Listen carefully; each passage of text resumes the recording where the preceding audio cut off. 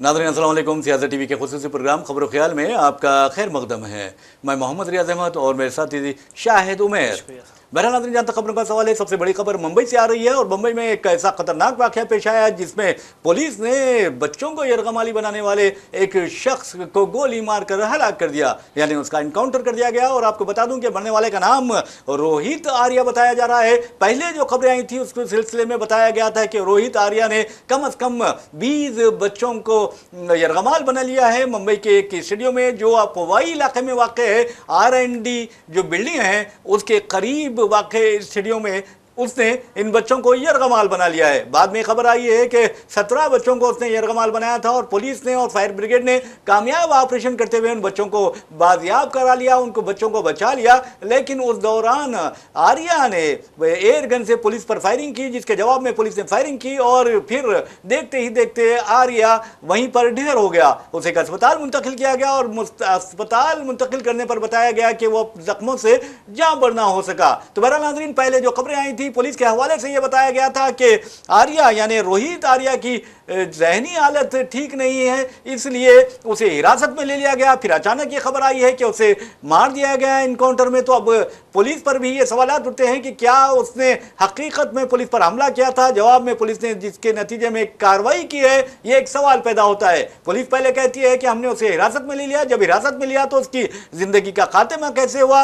अब जो कौमी टीवी पे या टीवी चैनल्स हैं या मीडिया रिपोर्ट्स जो आ रही हैं उसमें यह वाज़ेह तौर पर बताया गया है कि रोहित आर्या को गोलियां चलाई गई उस पर और फिर वो अपनी जिंदगी से हाथ धो बैठा। बच्चों को भी बचा लिया गया है। बहरहाल मुंबई पुलिस ने अच्छा काम किया है, ये हम कह सकते हैं, क्योंकि अगर आप अच्छा काम कर सकते हैं तो उसकी सताइश की जानी चाहिए। अगर आप तासुब और जानिबदारी का मुजाहरा करते हैं तो उस पर तनकीद की जानी चाहिए। यही सहाफत का उसूल है, यही मीडिया एथिक्स है। तो बहरहाल अब आप अंदाजा कीजिए कि L&T बिल्डिंग के करीब वाक़े RA स्टेडियम में वाक़या पेश आया था और मैंने पहले भी आपको बताया कि पुलिस ने कहा कि उसका ज़हनी तवाज़ुन ठीक नहीं है। तो बहरहाल अब उसे मार दिया गया है, उसकी ज़िंदगी से महरूम कर दिया गया है और ये खबर अब जंगल की आग की तरह सारे हिंदुस्तान में फैल गई है कि पुलिस और फायर ब्रिगेड ने उस यानी यरगमाली बनाने वाले शख्स को अपने अंजाम तक पहुँचा दिया है। तो बहरहाल नाज़रीन, आपको बता दें कि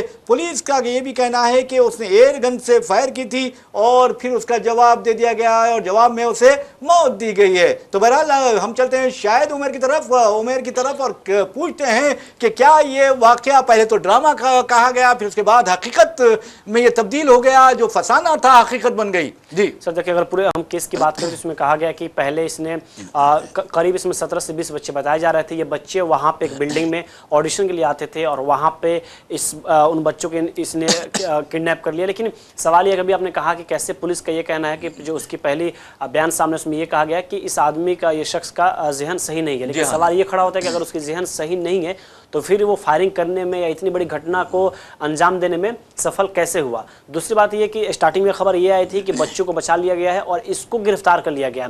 तो अगर हम खबरों की बात करें तो अगर सच में इसको गिरफ्तार किया गया था तो आमतौर पर जब किसी गिरफ्तारी होती है, पुलिस पकड़ती है तो उसकी जांच होती है, आसपास कोई अगर ऐसे हथियार हो तो वो छीन लिए जाते हैं। लेकिन जब गिरफ्तारी हो गई तो उसके बाद ये कामयाब कैसे हुआ पुलिस पे फायरिंग करने के लिए, जिसके बाद में ये कहा जा रहा है कि बाद में पुलिस ने भी इस पर फायरिंग की और इसकी मौत हो गई। अगर वक्त रहते पुलिस ने बच्चों को बचा लिया, इसकी गिरफ्तारी हो गई, इनकाउंटर कहे या कुछ भी कह ले, वो तो एक तरफ से अच्छी चीज़ है। लेकिन सवाल ये हम पैदा होता है कि क्या इसके ज़रिए हम कोई और चीज़ें पता कर सकते थे, कोई और हमें नई नॉलेज मिल सकती थी कि आखिरकार इसका असल में षड्यंत्र था क्या सच में माइंडली ये प्रिपेयर अच्छे से नहीं था। या फिर दूसरी चीज़ अगर हम बात करें तो जिस तरह से इसकी ढेर की गई है, मौत की खबरें सामने आ रही है, तो अगर इसके साथ थोड़ा वक्त बिताया जाता, पुलिस अगर शायद जांच पड़ताल करती तो हो सकता था कुछ नई चीज़ें सामने खुल कर आए। लेकिन अभी एक तरफ से ये कहा जा रहा था कि इसकी माइंडली प्रिपेयर सही है नहीं, तो फिर दूसरी तरफ सवाल ये खड़ा होता है कि आखिरकार जब इसकी माइंड सही नहीं है तो ये पुलिस पे फायरिंग करने में कामयाब रहा कैसे। लेकिन अच्छी खबर ये रही कि वक्त रहते जितने बच्चों को इसने अपने तरफ खींच के रखा हुआ था, किडनैप किया हुआ था, वक्त रहते हुए सारे बच्चों को पुलिस बचाने में कामयाब रही है। बहरहाल नाज़रीन, आपको बता दूं कि जहाँ तक इस तरह के वाक़यात का सवाल होता है तो पुलिस पर भी सवालात उठाए जाते हैं कि आखिर पुलिस पहले कहती है कि उसे हिरासत में ले लिया गया, फिर बाद में कहती है कि उसे गोली मार दी गई, तो अब कौन सी बात को सही समझा जाए। लेकिन एक बात ज़रूर है कि जहाँ तक बच्चों का सवाल है, इन बच्चों की उम्रें बताई जाती है 15 साल तक के दरमियान है, यानी 12 साल से लेकर 15 साल के दरमियान है, और इन बच्चों में बच्चियाँ भी हैं और लड़के भी हैं। तो बहरहाल बहुत अच्छी बात है कि मुंबई पुलिस ने और फायर ब्रिगेड ने अच्छी कार्रवाई की है, लेकिन अभी भी इस पर सवालात उठाए जा रहे हैं कि किस तरह रोहित आर्या को मारा गया है। रोहित आर्या के पास एयरगन कहां से आई, ये भी एक सवाल पैदा होता है। क्या रोहित आर्या के पीछे कोई जो सरगना है जो काम कर रहा था, कोई ग्रुप है जो काम कर रहा था, या फिर रोहित आर्या खुद अपने तौर पर इस तरह की कार्रवाई कर रहा था। और वैसे भी आप देखेंगे कि पुलिस मुंबई की हो या उत्तर प्रदेश की हो, अगर इस तरह के वाक़यात में कोई अक्सरियती तबके का शख्स मुलविस होता है तो ये कहा जाता है, फौरी तौर पर कहा जाता है कि उसका ज़हनी तवाज़ुन ठीक नहीं है। पुलिस का ये कहना कि उसका ज़हनी तवाज़ुन ठीक नहीं है, फिर बाद में उसे गोली मार देना कई एक सवालात को जन्म दे रहा है। हालांकि सर, इसमें अगर हम बात करें तो इसमें अभी जो खबर सामने इसमें ये कहा जा रहा है कि रोहित आर्या बच्चों को किडनैप करने के बाद से इसकी एक मांग थी, और वो ये मांग थी कि वो कुछ लोगों से बात करना चाह रहा था, लेकिन वक्त रहते पुलिस प्रशासन ने बच्चों को बचा लिया। लेकिन अब ये चीज़ें भी वाज़ेह नहीं हो पाई कि आखिर ये कौन लोग हैं, किनसे ये बात करना चाह रहा था और इसके पीछे का मकसद क्या था। वैसे भी आप देखेंगे कि इस तरह के वाक़यात होते हैं तो किसी को शिकायत भी होती है, मैनेजमेंट से शिकायत होती है, किसी को अपने साथियों से शिकायत होती है, किसी को सताया जाता है, धमकाया जाता है, तो उससे भी वो तंग आ जाता है। तो बहरहाल रोहित आर्या के बारे में कहा जाता है कि उसने सबसे पहले एक वीडियो बनाई, यानी अपना एक वीडियो बनाया, और जिसमें वो ये कहते हुए सुना जाता है, देखा जाता है कि मैं कुछ लोगों से बात करना चाहता हूँ। उनके नाम तो अब तक जाहिर नहीं किए गए, लेकिन उन लोगों से बात करने में वो नाकाम रहा, और कहा था कि उसने अगर उन लोगों से बात नहीं करवाई जाएगी तो मैं स्टूडियो को आग लगा दूंगा। तो बहरहाल आप देखिए कि हिंदुस्तानी जो होते हैं वो इस तरह की बातें करते हैं, जज्बाती होते हैं, और जज्बात में हो सकता है कि उसने कुछ कह दिया हो, लेकिन पुलिस ने उसे गोली मारकर तमाम जो उसके पीछे वजूहात थी उसको भी मौत की नींद सुला दिया है, और जो राज थे उन्हें भी दफन कर दिया है। लेकिन इस मामले की ज़बरदस्त तहकीकात की जानी चाहिए और ये देखना है कि आखिर इसके पीछे कौन सी ताकत है। लेकिन सर, इसमें अगर हम बात करें इस केस की, तो एक चीज़ और देखने वाली बात है कि किस तरह से महाराष्ट्र में बीजेपी गवर्नमेंट है और रोहित आर्या है, इसकी वजह से अभी तक ये केस बहुत हद तक दबा दिख रहा है। आप सोचिए सर कि अगर इस वक्त रोहित आर्या की जगह पे कोई और होता तो फिर ये केस कितना हाईलाइटेड होगा। हाँ, बिल्कुल। क्या बिहार में ये इशू बन जाता? भी बिल्कुल इशू बन जाता, यहाँ तक हिंदू मुस्लिम कर दिया जाता, यहाँ तक जो गोदी मीडिया है वो चीखने लगता, चिल्लाने लगता, और सारे आसमान सर पे उठा लेता और कहता कि फला दहशतगर्द गिरफ्तार हुआ है, उसे इस तरह ये क्या है, उसके लिंक्स जो है वो पाकिस्तान से मिलते हैं, उसके लिंक्स सऊदी अरब से मिलते हैं, उसके लिंक्स फलां की दुनिया के ममालिक से मिलते हैं, कनाडा से मिलते हैं। ये हो सकता है कि खालिस्तान का हो, या हो सकता है कि ये कोई और पाकिस्तान का हो। तो बहरहाल इस तरह की आवाज़ें आपको टीवी पर सुनाई देती। लेकिन आपको बता दें कि हम जो भी कहते हैं हक कहते हैं, सच कहते हैं, और बड़ी बेबाकी से कहते हैं, क्योंकि अगर आप यानी इंसाफ अगर नहीं किया गया किसी के साथ, या कानून जानिबदारी का मुजाहरा करेगा, या हुकूमतें मुतासिब होंगी या तासुब का मुजाहरा करेंगी, तो समझिए कि इंसाफ का कत्ल होगा, जमहूरियत का कत्ल होगा, सेकुलरिज्म का कत्ल होगा, और सबसे बढ़कर इंसानियत का कत्ल होगा। आज जो उत्तर प्रदेश में हो रहा है, बीजेपी ज़ेर इख्तिदार रियासतों में हो रहा है, इसमें कोई दो राय नहीं हो सकती। ये मैं नहीं कह रहा हूं, बल्कि सारी हिंदुस्तानी अवाम ये कह रही है कि वज़ीर-ए-आज़म नरेंद्र मोदी की हुकूमत में बहुत ही हालात खराब हो गए हैं। नौजवानों में बेरोजगारी आसमां को छू रही है, महंगाई का बहुत बुरा हाल है। हद तो यह है कि मासूम लड़कियां भी यानी महफूज नहीं है। तो बहरहाल वज़ीर-ए-आज़म नरेंद्र मोदी एक तरफ बेटी बचाओ बेटी पढ़ाओ का नारा लगाते हैं, और दूसरी तरफ उनकी पार्टी का एक दलाल है जिसका ताल्लुक उत्तर प्रदेश से है, और वो कहता है कि मुस्लिम लड़कियों को लाओ और रोजगार पाओ। नहीं, लेकिन उत्तर प्रदेश के भी आपने बात की, अभी कुछ दिन पहले ही देखा गया असम में एक ऐसा केस लाया गया जिसमें असम के मुख्यमंत्री हेमंत बिश्वा शर्मा कह रहे हैं कि ऐसा कानून है कि कोई एक महिला दूसरी शादी नहीं कर सकती। लेकिन वही उत्तर प्रदेश जहां पे धर्मांतरण कानून है और खुले मन से अगर ऐसे बयान दिए जा रहे हैं, और ये बयान कोई पहली बार ऐसी वायरल नहीं हुई, इसके पहले भी लगातार धार्मिक संगठनों के मन से कई बार ऐसे बयान सामने आए जिसमें यह कहा गया खुले तौर पर कि आप मुस्लिम लड़कियों से शादी करो, उसकी शादी कराने के बाद जितनी आपकी पैसे हैं रहने के हर एक चीज़ हम आपको देंगे। तो आप समझे कैसे खुले मन से, कैसे लोगों के माइंड में चीजें भरी जा रही है किसी एक खास समुदाय के खिलाफ। और आमतौर पर ऐसे केस भी कई तरह के सामने आ रहे हैं जहां पे कोई मुस्लिम लड़की से किसी हिंदू से शादी करती है, फिर मुश्किल से 1 से 2 महीने के बाद उसकी क्या हालत होती है वो खुद आकर वीडियो पे कैमरे पे ऑन रिकॉर्ड करती है। तो एक तरह से ये शादी के नाम पे कहा जा सकता है साफ तौर पे कि ठगने का काम किया जा रहा है और बस एक बदनामी के तौर पे इसको इस्तेमाल किया जा रहा है। कई लड़कियों ने खुदकुशी कर ली है। बिल्कुल। वैसे भी नाज़रीन आपको बता दूं कि जहां तक अगर कोई अल्लाह की रस्सी को मजबूती से थामने के बजाय से छोड़ देता है तो फिर उसका इबरतनाक अंजाम होता है, चाहे वो नौजवान लड़का हो या लड़की हो। आपको बता दूं कि खास तौर पर जो सरपरस्त हजरात है, जो वालिदैन है, उनका ये फर्ज बनता है कि अपनी बेटियों पर नजर रखे और ये देखे कि वो अगर मोबाइल यूज कर रही हैं तो क्या इस्तेमाल कर रही हैं और मोबाइल में वो क्या देखती हैं, और उनके मोबाइल चेक करें, उनका ईमेल चेक करते रहें। और यहाँ तक कि आप देखेंगे कि कॉलेज वगैरह को भी ले जाएं या स्कूल्स को ले जाएं तो अपने बच्चों को अपने साथ ले जाएं, फिर साथ लाएं, तब कहीं जाकर आप इस तरह की बुराइयों से महफूज रह सकते हैं। वैसे भी आप देखेंगे आज जो दरिंदे फिर रहे हैं और कई सी शक्ल में फिर रहे हैं, आप अच्छी तरह जानते हैं। अब तो एक दरिंदे ने, एक जानवर ने ये कह दिया है, मैं तो समझता हूं कि ये कम्युनल डॉग है जिसने इस तरह की भौंक लगाई है और इस तरह भौंकता जा रहा है। अब उत्तर प्रदेश की हुकूमत को यह चाहिए कि वो इस तरह के कुत्तों को यकीन मानिए कि खसी कर दें ताकि वो फिर दोबारा इस तरह की हरकत ना कर सके, इस तरह अपने मुंह से इस तरह के गंदे अल्फाज इस्तेमाल ना कर सके। क्योंकि इस तरह के लोग ये नहीं सोचते कि उनके पेट में भी बेटियां हैं, उनके घरों में भी बहुआं हैं, उनके घरों में भी बेटियां हैं, उनके घरों में भी बहनें हैं। अगर वो इस तरह की बातें करते हैं तो उनके बहनों के साथ अगर इस तरह होता है, उनकी बेटियों के साथ, उनकी बीवियों के साथ इस तरह होता है तो वो क्या करेंगे। तो पहले ये सोचना चाहिए। और मैं समझता हूं कि उत्तर प्रदेश में जिस तरह इसने बड़ी शर्मी यानी दरिंदगी के साथ, बड़ी बेशर्मी के साथ जिस तरह कहा है कि तुम 10 मुस्लिम लड़कियों को लाओ, मैं तुम्हें नौकरी दूंगा, तुम्हारे शादी के मसारिफ उठाऊंगा, इसको तो जमीर अहमद खान जो कर्नाटक के जो वजीर हैं उनकी मिसाल देनी चाहिए, जिन्होंने एक ऐसे दलित पंडित का मुंह का झूठा निवाला खाया जो वहां इलाकों में बहुत मशहूर थे।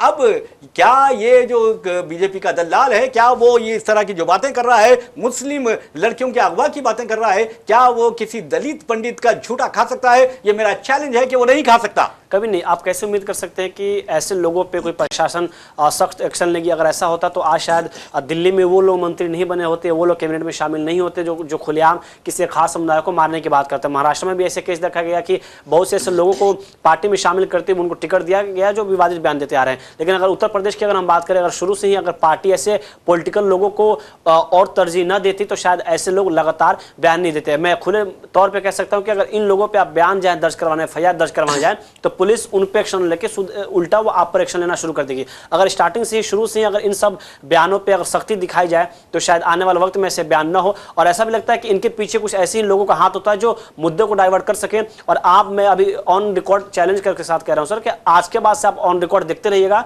2027 में विधानसभा चुनाव उत्तर प्रदेश में, लगातार उत्तर प्रदेश में ऐसे विवादित बयान सामने आते रहेंगे जिससे उत्तर प्रदेश का जो असल इशूज है उसको दबाया जाएगा और सिर्फ धार्मिक मुद्दों पर पूरी तरीके से इलेक्शन लड़ने की कोशिश की जाएगी। और ऐसा हम इसलिए भी कह रहे हैं क्योंकि खुद 1 से 2 दिन पहले उत्तर प्रदेश के मुख्यमंत्री योगी आदित्यनाथ सिवान इलाके में गए थे और वहां पे बगैर किसी का नाम लिए हुए शहाबुद्दीन और उनके बेटा ओसामा पर तंज कसा था और उन्होंने ये कहा था कि इनके बारे में पूरा राज्य, पूरा देश नहीं, पूरी दुनिया जानती है कि ये कैसे लोग हैं। तो आप समझे कि उत्तर प्रदेश से वो चलकर बिहार में इन बातों को नहीं उठा रहे कि हमने अपनी 10 साल या 15 साल या 5 साल की सरकार में हमने क्या किया, बल्कि वो इस मुद्दे पर चुनाव लड़ना चाहते हैं कि राजद ने किस प्रत्याशी को कैसे टिकट दिया। हालांकि अगर हम टिकट की बात करें तो JDU में या BJP में भी ऐसे लोग शामिल हैं जिन पे क्राइम के केस दर्ज हैं। बहरहाल नाज़रीन, आपको बता दें जहाँ तक योगी आदित्यनाथ के सवाल है, सारी दुनिया जानती है, सारा हिंदुस्तान जानता है कि वो किस तरह का काम करता है। क्योंकि जो शख्स चाहे वो किसी भी ओहदे पर फायज हो, अगर हिंदुस्तान को तकसीम करने की बात करता है या फ़िरका परस्ती की बात करता है या हिंदू मुस्लिम को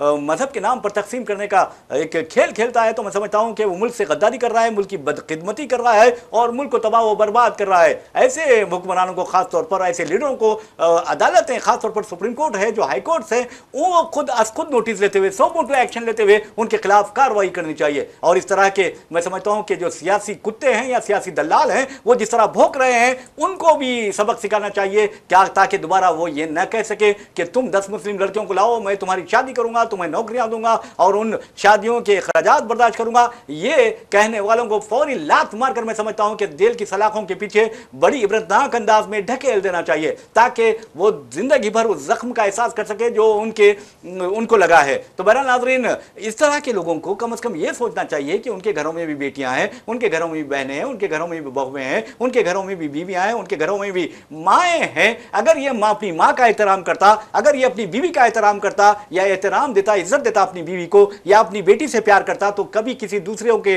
बेटी के बारे में वो इस तरह नहीं कह सकता। जो हम कहते हैं, क्योंकि हम अपनी बेटी से प्यार करते हैं, अपनी बेटी को इज्जत देते हैं और अपनी बेटी को अल्लाह का तोहफा और बेहतरीन नेमत समझते हैं, हम यही कहते हैं कि बेटी का कोई मतलब नहीं होता, चाहे वो हिंदू बेटी हो या मुस्लिम बेटी हो या सिख हो या ईसाई हो, बेटी तो बेटी होती है और उसकी जो मोहब्बत होती है अपने बाप से, अपने माँ से, उसका कोई, मैं समझता हूं कि मिसाल भी नहीं दे सकते। इसलिए बेटी हो चाहे वो कोई भी हो, उसे ये नहीं कहना चाहिए कि इस तरह किया जाए, उसके साथ मुंह काला किया जाए, उसके साथ मुंह लाल किया जाए, उसके साथ मुंह पीला किया जाए। मैं कहता हूं कि उससे पहले इस तरह कहने वालों का मुंह तोड़ दिया जाए, यही एक मैं समझता हूं कि बेहतरीन सबक होगा। देखिए, अगर हम अभी आपने जो जिक्र किया, हम बिहार की बात करते हैं सर। बिहार में आज खुद प्रधानमंत्री मोदी रैली कर रहे हैं और अमित शाह ने भी रैली किया, लेकिन जिस तरह से बिहार की सियासत की अगर बात की जाए तो आज अभी आपने जो केस का जिक्र किया, बिहार में देखिए कि क्राइम रेट किस तरह से बढ़ रहा है कि आज खुद जेडीयू के जो उम्मीदवार है अनंत सिंह, उन पे हत्या का आरोप लगा है और ये आरोप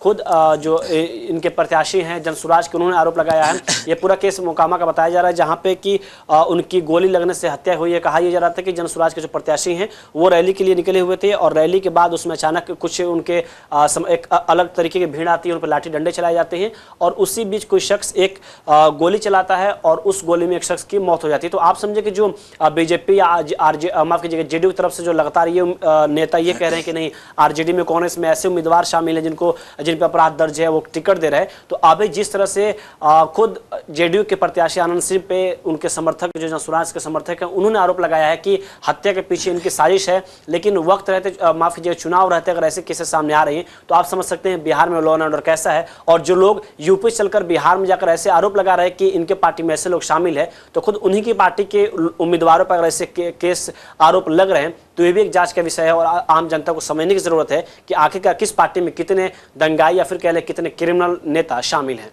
बहरहाल नाज़रीन, जैसा कि इन्होंने कहा है, शायद उमर ने कहा है कि उत्तर प्रदेश से आकर बिहार में अजीबोगरीब इल्ज़ाम आयद कर रहे हैं। तो आपको बता दूं कि योगी आदित्यनाथ चीफ मिनिस्टर उत्तर प्रदेश हैं और अब वहां उनकी हालत ये हो गई है कि लोग उनसे बेदार हो चुके हैं, लोग उन्हें गालियां भी दे रहे हैं और हद तो ये हो गई है कि उनसे कह रहे हैं कि ये सिर्फ अवामी मसाइल हल करने के बजाय तरक्की की राह पर उत्तर प्रदेश को गामजन करने की बजाय सिर्फ हिंदू मुस्लिम करता रहता है और बुलडोजर की बात करता है, मुसलमानों को सबक सिखाने की बात करता है। इस तरह की बातें मंजर-ए-आम पर आ रही हैं, यानी जो जैसा आप बोओगे वैसा काटोगे। तो बहरहाल आपके जैसे अमल होंगे वैसे ही आपके हालात भी होते जाएंगे। तो कहने का मतलब यह है कि खुद आप देखेंगे कि उत्तर प्रदेश में क्या हालात हैं और बिहार की अगर बात करते हैं तो वहाँ तो जंगल राज है ये कहा जाता है। लेकिन जो इंतखाबी मुहिम चल रही है ज़बरदस्त शिद्दत इख्तियार कर गई है। अब राहुल गांधी ने तो वाज़ेह तौर पर कहा है कि अगर वज़ीर आज़म को वोट के लिए कहा जाए कि डांस करो तो वो डांस करना शुरू कर देंगे, अगर तबला बजाओ तो तबला बजाना शुरू कर देंगे। वैसे वज़ीर आज़म नरेंद्र मोदी के बारे में आप अच्छी तरह जानते हैं, बैरूनी दौरों में उनका क्या हाल होता है और वो किस तरह उनकी बॉडी लैंग्वेज होती है, किस तरह के उनके इशारे किनारे होते हैं, किस तरह वो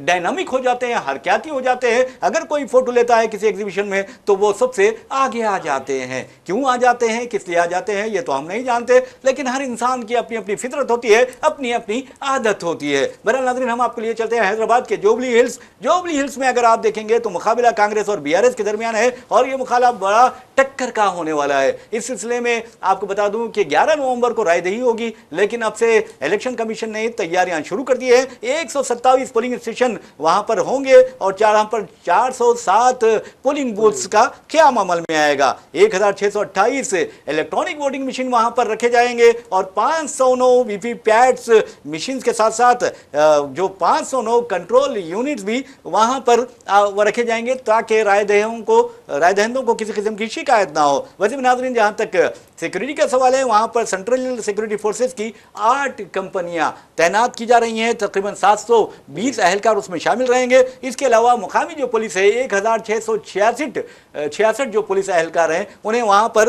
तैनात किया जाएगा और इलेक्शन कमिश्नर ने कम से कम 65 पोलिंग स्टेशन को इंतहाई हसास या सेंसिटिव करार दिया है। तो बहरहाल शायद आप ये बताइए कि क्या अब की बार जो है जुबली हिल्स में कांग्रेस कामयाब हो पाएगी? देखिए सर, अभी जिस तरह से आपने जुबली हिल्स में इलेक्शन कमीशन की जो तैयारी है उस पर आपने गौर की, जाहिर सी बात है कि इलेक्शन कमीशन पूरी तरीके से चाहता है कि फेयर चुनाव हो, किसी भी तरह के कोई यहाँ पे मामले न हो, और यही वजह है कि लगातार वहाँ पे आसपास के जो इलाके हैं पूरी तरह से सेंसिटिव कर दिए गए। जांच पड़ताल पुलिस की जो बैरिगेटिंग है वो भी लगाई गई है। जहाँ तक हम जुबली हिल्स चुनाव की बात करें, वहाँ पे कांग्रेस के समर्थन में खुद कांग्रेस के बड़े बड़े नेता, बड़े बड़े मंत्री और इसके साथ साथ MIM प्रमुख असदुद्दीन ओवैसी ने भी खुद वहाँ पे दौरा किया था, और कांग्रेस के जो उम्मीदवार हैं नवीन यादव, उनके समर्थन में वोट देने की पूरी तरीके से कोशिश कर रहे हैं। कल से उनके जो और तमाम नेता MIM के वो भी पूरे गली गली मोहल्ले जाकर नवीन यादव यानी कांग्रेस के समर्थन में वोट देने की कोशिश कर रहे हैं। अगर हम कांग्रेस की बात करें तो वहाँ पर लगातार जो बड़े बड़े नेता हैं, मंत्री हैं, पूनम प्रभाकर हो या तमाम जो मंत्री हैं, वो लगातार नवीन यादव के समर्थन में वोट देने की अपील कर रहे हैं। लेकिन वही दूसरी तरफ BRS पार्टी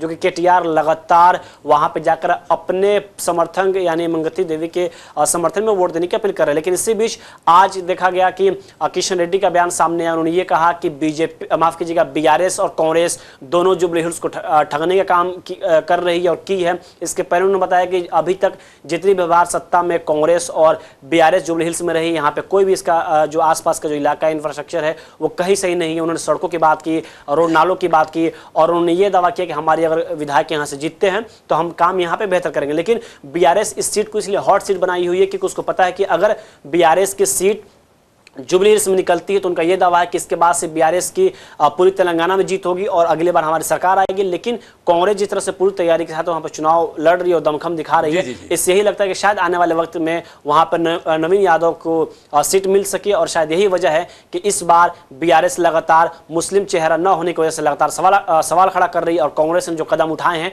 उसको लेकर भी लगातार लोगों को जो कांग्रेस पार्टी उसको आलोचनाओं का सामना करना पड़ रहा है। और यही वजह कि लगातार BRS और बीजेपी कांग्रेस पे हमला बोल रही है। बहरहाल नाज़रीन, आपको बता दूं कि जहां तक बिहार का सवाल है, MIM RJD के खिलाफ, कांग्रेस के खिलाफ अपने उम्मीदवार मैदान में उतारे हैं, और ये भी कहा जा रहा है कि उसके उम्मीदवारों की वजह से सेक्युलर ताकतों को नुकसान पहुंच सकता है। लेकिन यही वो MIM है जो जुबली हिल्स में कांग्रेस के उम्मीदवार की इंतखाबी मुहिम चला रही है। तो आप अंदाजा कीजिए कि यहाँ पर अलग चाल, वहाँ पर अलग चाल। लेकिन एक बात आपको ये बता दें कि जो मजलिसी रुकन कानून साज काउंसिल है, रहमत बेग हो या फिर रियाजुल हसन आफंदी हो या मजलिस के अरकान असेंबली हो, वो भी तमाम के तमाम नवीन यादव की तायद में मुहिम चला रहे हैं। खुद असदुद्दीन ओवैसी MP ने भी नवीन यादव की हक में यानी बोराबंडे में उन्होंने, मैं समझता हूँ एरागड्डा वगैरह में उन्होंने मुहिम चलाई थी, इंतखाबी मुहिम चलाई थी। तो इसका मतलब ऐसा लग रहा है कि जो मजलिसी अरकान असेंबली है, रुकन पार्लियामेंट है या फिर अरकान कानून साज काउंसिल है, तमाम के तमाम कांग्रेस में शामिल हो गए हैं और कांग्रेस की बढ़ चढ़ कर इंतखाबी मुहिम चला रहे हैं। पता नहीं ये कैसा हाल है सियासी, समझ नहीं आता। तो ये सियासी मौका परस्ती है या फिर सियासी हिकमत अमली है, ये भी एक अहम सवाल है। बहरहाल जब अब जुबली हिल्स की बात करते हैं तो टोली चौकी की बात करेंगे। टोली चौकी में आपको बता दें कि कत्ल की एक ऐसी वारदात पेश आई जहां पर एक ऑटो ड्राइवर की लाश उसी के ऑटो में पाई गई है, और इसके बताया जाता है कि मोहम्मद मुजम्मिल उर्फ अयूब ऑटो ड्राइवर, जिसकी उम्र सिर्फ 25 साल थी, उसके ही ऑटो में उसकी लाश पाई गई और उसका प्लास्टिक वायर से गला घोंट दिया गया था। तो बहरहाल नाज़रीन, ये शहर में कत्ल की सिर्फ 3 दिन के दौरान ये तीसरी या चौथी वारदात है, और इस तरह के वाक़यात जो पेश आ रहे हैं वो इंतहाई तशवीशनाक है। तो बहरहाल अब ये काम बनता है, हमारे जो उलमा है, मशाइखीन है, सियासी कायदीन है और जो हमदर्दान मिल्लत है, वो आगे बढ़ें और लोगों को बताएं कि आपका जो गुस्सा है, आपकी जो बरहमी है, आपके जो बुरे आदात व अतवार हैं और आपकी जो बुरी दोस्ती है, उसके नतीजे में आप लोग अपना वक्त ज़ाय कर रहे हैं और जिसके नतीजे में इस तरह के वाक़यात पेश आ रहे हैं। जी सर, देखिए अगर इस तरह की घटनाएं सामने आती है तो ये कहने के लॉ एंड ऑर्डर पे भी सवाल खड़ा होता है, क्योंकि वो भी अभी तेलंगाना के जो जुबली हिल्स में वहाँ पे चुनाव होने वाले हैं, काफ़ी सेंसिटिव इलाका है, पुलिस प्रशासन भी चारों तरफ है। लेकिन उसके बावजूद अगर किसी की हत्या होती है और मर्डर के बाद वो उसकी लाश अगर उसके ऑटो में भी रखी जाती है तो आप समझे, क्योंकि आसपास इलाकों में वो काफ़ी टोली चौकी भीड़ भाड़ वाला इलाका है, आसपास CCTV कैमरे हैं, लेकिन अगर पुलिस चाहे तो तुरंत गिरफ्तारी कर सकती है। लेकिन इससे हम सवाल ये है कि जो अभी आपने कहा कि अपने गुस्से पे काबू पाना भी बहुत ज़रूरी है, लेकिन देखा जा रहा है अभी आप समझे कि जो यूथ है पूरी उसकी एज अभी 25 यानी 25 साल बताई जा रही है, लेकिन इसके साथ अगर हत्या के बाद अगर लोगों की गिरफ्तारी न होती है तो पुलिस प्रशासन में सवाल होगा। लेकिन अभी आपने जिस तरह से कहा कि उलमाओं को भी समझाने की ज़रूरत है, तो बेशक अगर कोई भी माशरा, कोई भी समाज तभी बेहतर हो सकता है जब वहाँ पर एजुकेटेड लोग हों और आप अपने गुस्से पर काबू पाएँ और आसपास के जो लोग हैं उनको देखते हुए चले, और छोटी मोटी लड़ाइयों पे अगर हम इन सब चीज़ों पे ना उतरें, और ये तभी मुमकिन हो सकता है जब आपके आसपास के लोग एजुकेटेड हो या आप एजुकेटेड हो, क्योंकि किसी को मार देना, किसी की हत्या कर देना मामले का समाधान समाधान नहीं होता है, बल्कि वो और पेचीदा होते जाता है और आने वाले वक्त में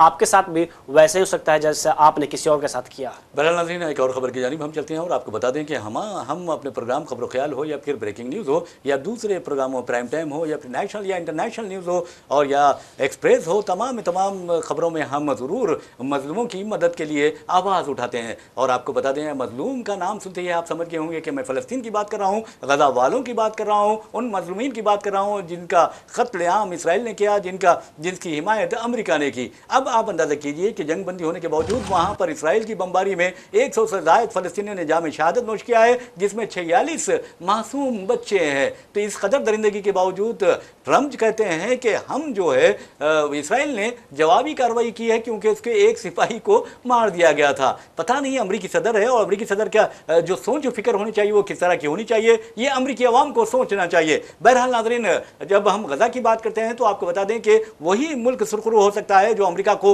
आंखें दिखाए। हम बात करते हैं चाइना की। चीनी सदर जी जिनपिंग, उन्होंने जिस अंदाज में ट्रंप से निपटा, ट्रंप ने डर के मारे जो 57% टैरिफ आयद किया था उसे कम करके 47% कर दिया है। और दूसरी तरफ हमारे वज़ीर आज़म नरेंद्र मोदी है जो खामोश रहते हैं और ट्रंप बकते जाते हैं और नरेंद्र मोदी ने खामोशी इख्तियार की। उनके चेहरे पर इन्हें एक अजीब व गरीब मुस्कुराहट थी, यानी उसका जवाब नहीं दे सके, नज़रों से नज़र नहीं मिला सके, जिसके नतीजे में नरेंद्र मोदी को बार बार खामोश रहना पड़ा। और ट्रंप बार बार ये कहते रहे कि ऑपरेशन सिंदूर के बाद जो जंगबंदी हिंदुस्तान और पाकिस्तान के दरमियान करवाई है वो हमने करवाई है, डरा धमका कर करवाई है, तिजारत ना करने की धमकी के बिना पर करवाई है। लेकिन हमारे वज़ीर आज़म खामोश हैं। आप क्या कहते हैं? देखिए, आज इसी मुद्दे को लेकर बिहार में राहुल गांधी ने भी सवाल उठाया और उन्होंने ये कहा कि अगर प्रधानमंत्री मोदी में हिम्मत है तो ये करके बताया कि नहीं, ट्रंप झूठ बोल रहा है। इसके पहले भी जयराम रमेश लगातार प्रधानमंत्री मोदी को घेरने की कोशिश की है, लेकिन अभी तक प्रधानमंत्री मोदी सारे मुद्दे पर बात करते हुए नजर आए, लेकिन एक भी बार नहीं कहा बिहार के इलेक्शन में भी कम से कम कह दें कि ट्रंप झूठ बोल रहे हैं। बिल्कुल सही कहा है। और बहरहाल नाज़रीन, अब ये सवाल हम आप पे छोड़ते हैं कि ट्रंप झूठ बोल रहे हैं। क्या नरेंद्र मोदी इस तरह का बात या इस तरह का इल्ज़ाम आयद करने की हिम्मत कर सकते हैं या जुर्रत कर सकते हैं? क्या उनमें जुर्रत है या हिम्मत है कि वो ट्रंप को बुरा भला कहें? ये सवाल हम आप पे छोड़ते हैं और इसी सवाल के साथ हम अपना प्रोग्राम खबरों ख्याल इख्तिताम को पहुंचाते हैं। अपने मेज़बान मोहम्मद रियाज अहमद और मेरे साथी शाहिद उमैर को इजाज़त दीजिए। इंशाल्लाह फिर मुलाकात होगी, फिर बात होगी। तब तक के लिए अल्लाह हाफ़िज़।